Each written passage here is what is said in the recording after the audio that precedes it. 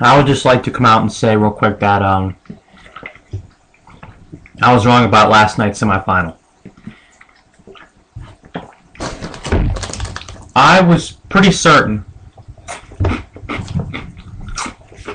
that Federer being battle tested, Murray not, and Federer taking advantage of the moment would be the reason why he would prevail over Andy Murray in the Australian Open semifinals. But Murray pulled out the title. Not the title, but he pulled out a berth in the title match by knocking off Federer 6-4, 6-7, 6-3, 6-7, 6-2. Towards the end of the fourth set, there was a controversy when the team like Murray stopped after a point. Federer said something. Listen, I'm not going to talk about going to 10 minutes spiel talking about what Federer said. Everybody knows what Federer said. If you don't know what it is, go look it up. Anyway, Murray blew 21 aces past Federer, and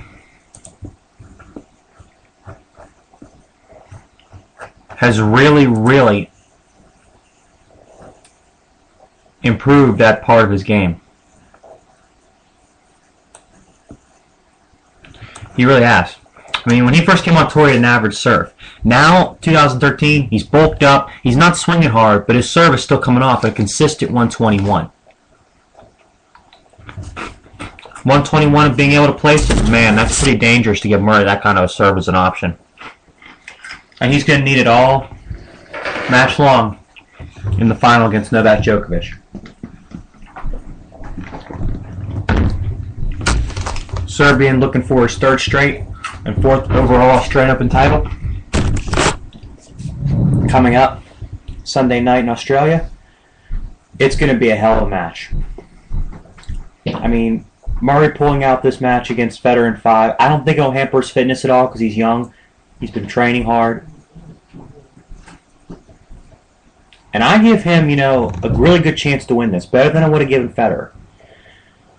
It's going to be a close match. It's going to be another nail-biting Australian Open final. We've had a recent history, though. It's the 2009 final, Federer-Nadal. Last year's final between Djokovic and Nadal that went 5 hours and 53 minutes. I mean, we're probably not going to say anything like that again, but, you get the point. It's going to be epic. It's going to be ferocious. Get two guys who play surprisingly similar games. Both with improving offenses, and both with very, very good defense. Both tennis players play phenomenal defense. They're probably the two quickest movers on hard court in the game. That first step they have, they're able to get to a shot and track it down. The ability they have to hit shots on the run. The ability they have to hit aces now when they really didn't in the past. Hell of a match.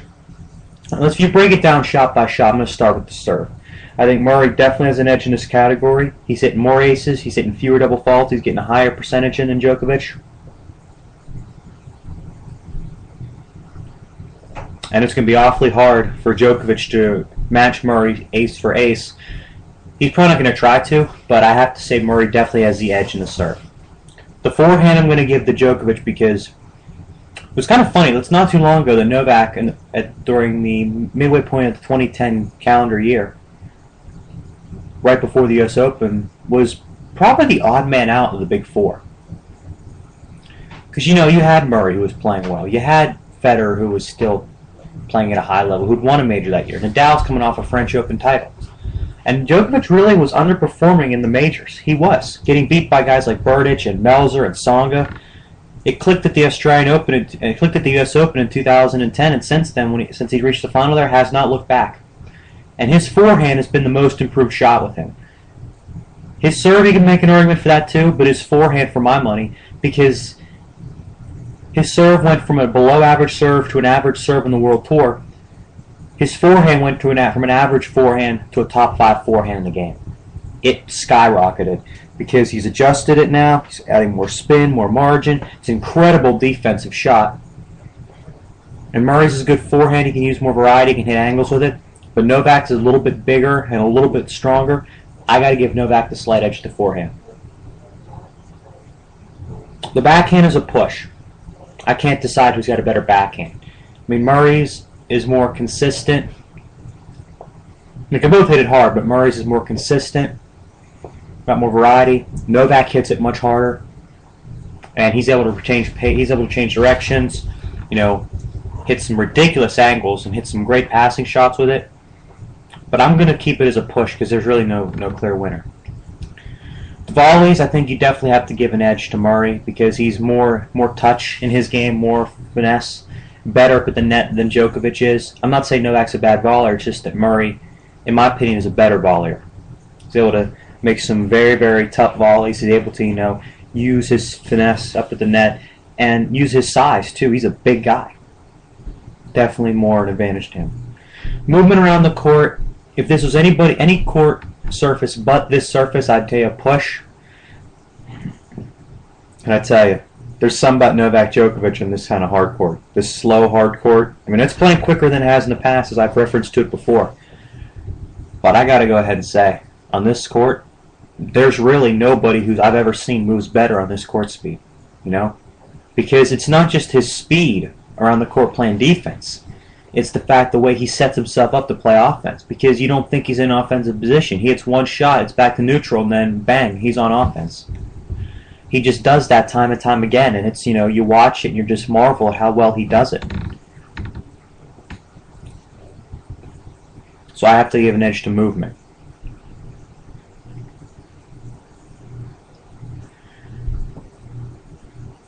And the intangibles, I'm actually going to give a slight edge to Murray. Because I know the hard court favors Djokovic in the fact that Djokovic has been tested to it as an extra day off. But Murray just came off a huge confidence-boosting win over Federer. I mean, Federer played okay against Djokovic, but Djokovic just spanked him. Murray had to fight to beat Federer, and I think that's going to do marvels for his confidence, to beat Federer in that kind of position, because Federer had not lost to Murray in a Grand Slam prior to last night. He was 0-for-3 against Federer, and Murray turned it around and beat him in 5 and turned on the extra gear in the 5th set, which is why he pulled away 6-2. That's huge for Murray's confidence. So to break it down, I gave Murray the edge in the serve, Novak the edge in the forehand. I said it was a push for the backhand. Gave Novak the edge in the movement, Murray the edge in the volley, and Murray the edge in the intangibles. If you look at the way this match is going to transpire, these two have met before in major finals. Djokovic claiming the 2011 Australian Open final, and Murray claiming last fall's 2012 U.S. Open final. The Australian Open final from a few years ago, Murray had just come off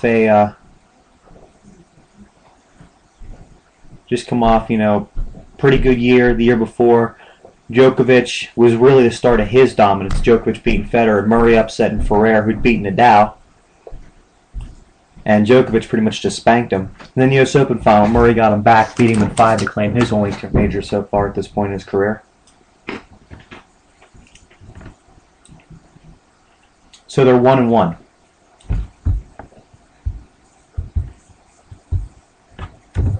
But if you look at the history of these two when they play against each other, Novak has an edge 10-7. But a lot of those matches Murray won were kind of earlier on in their careers. Because if you look at what they've done on hard court,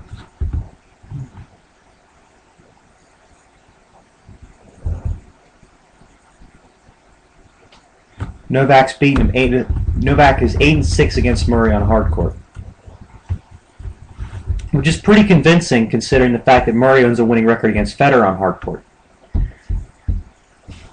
But this is not, the speedy hard court that, the U.S. Open, the Masters events up in Canada and Cincy, or even the slightly faster ones in Miami and Indian Wells, so they've played years before.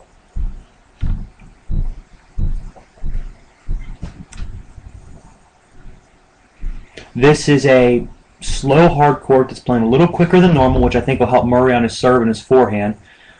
But the fact that it's still slow benefits Novak's movement. And the extra day off, I think, will help too. So I said intangibles go to Murray, but I actually think I'm going to maybe make it a push in that category as well. Because, Murray has the confidence-boosting win over Federer for the first time in a major, but Novak had an extra day off, and he's more rested, and he just absolutely spanked another top 4 player. When push comes to shove on this surface, there really is nobody better than Djokovic. I don't know why anybody hasn't been able to win a three-peat at the Australian Open. I mean, Agassi won it 3 straight times from 2000 to 2003 because he didn't play in 2002. But Djokovic will be the first man to win it in 3 consecutive years. I predict he will beat Andy Murray. And I predict he will do it in 4 sets.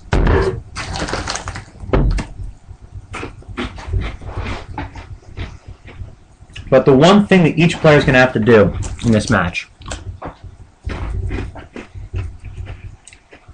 Murray cannot afford to leave sitters as second serves. He can't afford to leave sitting ducks. A couple times against Federer, he did that. Now, Federer, all his greatness, all his glory, is the greatest player ever lived. Still very, very error-prone off his forehand. Novak is not going to be just a generous. Novak's not going to try to run around and hit a big forehand. He's going to step in with either wing he wants. If it's to his backhand, he's not going to try to run around it. If it's to his forehand, he's not going to be scared of it. He's going to take a whack at it with either side, and he's going to put Murray on more pressure than Federer did. Now Murray, of course, he's going to have to definitely make sure he doesn't leave any sitters in the second serve. But Djokovic is, in my opinion, going to have to use one particular shot in this match. That's the backhand down the line. Because with both these players, they both have better backhands than forehands. That's kind of obvious. But they both move to their forehands extremely well. And Novak is going to have to be able to open up the court to Murray's... going to have to go up the line a couple times to Murray's forehand to try to open up the court to Murray's backhand. And to make sure he doesn't have to play defense. Make sure that he doesn't have to play offense going to Murray's forehand. Because you don't want to make either one of these guys hit running forehands, because they'll just hit winners up the line or hit cross-court winners, or particularly with Murray, with the angles he can hit.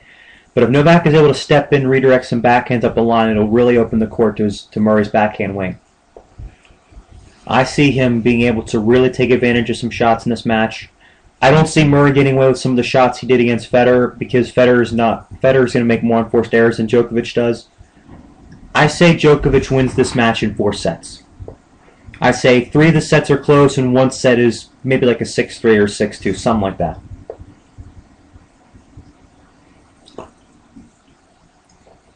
I mean, you look at the way these two are playing right now. Right now in the world, there are no 2 better players on hard court than these guys. I mean, these guys... This ain't like the contrast in styles you get when you get guys like Nadal and Federer, or Nadal and Djokovic, or Federer and Djokovic. These 2 players, other than a couple little quirks in their game, are pretty much the same player with what they try to do and how they go about their business. I'm going to say on record right now, I think Murray will lose to Djokovic. I think Novak wins the title in 4 sets. If you guys enjoyed that, check out my other bit about tonight's match in Australia between Victoria Azarenka and Li Na in the women's final. See who I predict to win that match. And I'll be back shortly with more stuff.